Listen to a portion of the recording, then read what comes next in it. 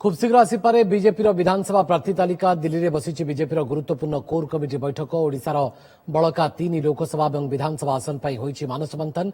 BJP मुख्यालय राष्ट्रीय अध्यक्ष जेपी नड्डा, केन्द्र गृहमंत्री अमित शाह, बीजेपी राष्ट्रीय उपाध्यक्ष बैजयंत पंडा, राज्य बीजेपी सभापति मनमोहन सामल, निर्वाचन प्रभारी विजयपाल सिंह तोमार प्रमुख गतकाली राति 3टा जाए आलोचना करिसेंति। 5 घंटा धरी चलिथिबा बैठक में सबु सीट उपरे सबु दिग को नहीं आलोचना होइतिला। अनुमान करा जाउछि कि ए बैठक में प्रार्थी तालिका चूड़ांत होईछि।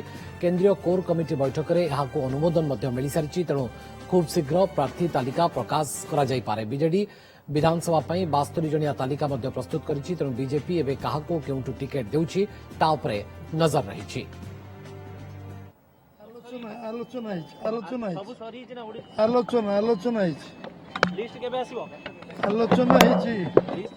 सेंट्रल इलेक्शन कमिटी डिसाइड करे।